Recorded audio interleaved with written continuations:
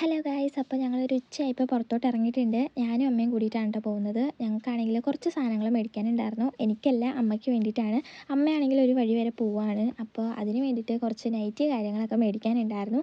അങ്ങനെ ഞങ്ങൾ ഇറങ്ങിയതാണ് കേട്ടോ. ഞങ്ങളിവിടെ തൊട്ടടുത്തുള്ള ഒരു കടയ്ക്ക് തന്നെയാണ് പോയിട്ടുണ്ടായിരുന്നത്. അങ്ങനെ ദേ അമ്മ നൈറ്റി കാര്യങ്ങളൊക്കെ നോക്കുവാണ്. അമ്മയ്ക്കാണെങ്കിൽ പൊക്കം ഉള്ളതുകൊണ്ട് തന്നെ ഒന്നും ഇഷ്ടപ്പെട്ടിട്ടുണ്ടായിരുന്നില്ല.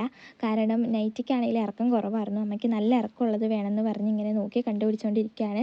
എന്നിട്ട് നേരെ ഞങ്ങൾ സഞ്ചികയ്ക്ക് പോയിട്ടുണ്ടായിരുന്നു. അവിടെ നിന്നാണെങ്കിൽ കുറച്ച് സാധനങ്ങളൊക്കെ മേടിക്കാനുണ്ടായിരുന്നു കേട്ടോ. അങ്ങനെ അവിടെ ഇന്ന് പെരുന്നാൾ കാര്യങ്ങളൊക്കെ ആയതുകൊണ്ട് തന്നെ ഇന്ന് തിരക്ക് കാര്യങ്ങളൊന്നും ഒത്തിരി ഉണ്ടായിരുന്നില്ല.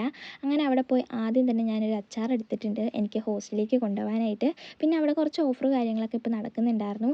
അങ്ങനെ വീട്ടിലേക്കുള്ള കുറച്ച് സാധനങ്ങളൊക്കെ അമ്മ ഇങ്ങനെ വാരി പറക്കുന്നുണ്ട് കേട്ടോ. പിന്നെ അനിയത്തിക്കാണെങ്കിൽ ബുക്ക് കാര്യങ്ങളൊക്കെ മേടിക്കണമായിരുന്നു. അപ്പോൾ ദേ ബുക്കിൻ്റെ സെക്ഷനിലേക്കൊക്കെ വന്നിട്ടുണ്ട്. അവിടെയാണെങ്കിൽ ബുക്കിനൊക്കെ കുറച്ച് റേറ്റ് കുറവുണ്ടായിരുന്നു.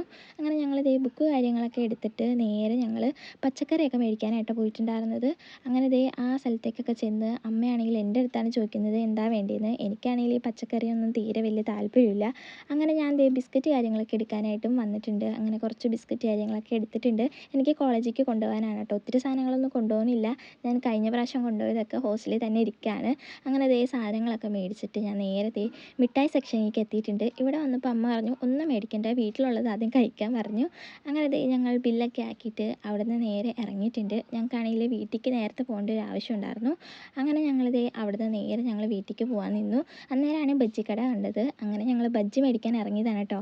അമ്മ ഇപ്പോൾ തിരിച്ചു പോണത് ഫോൺ അവിടെ മറന്നു വെച്ചിട്ടുണ്ട്, അതെടുക്കാനായിട്ടാണ്. അങ്ങനെ ഞാൻ ദേ ബജ്ജി കാര്യങ്ങളൊക്കെ മേടിച്ചിട്ട് അമ്മേനെ വെയിറ്റ് ചെയ്ത് നിൽക്കുകയാണ്. അങ്ങനെ ഞങ്ങൾ തിരിച്ച് വീട്ടിലേക്ക് പോയിട്ടുണ്ട്. അപ്പോൾ ദേ ഞാൻ വീട്ടിലൊക്കെ എത്തിയിട്ടുണ്ട്.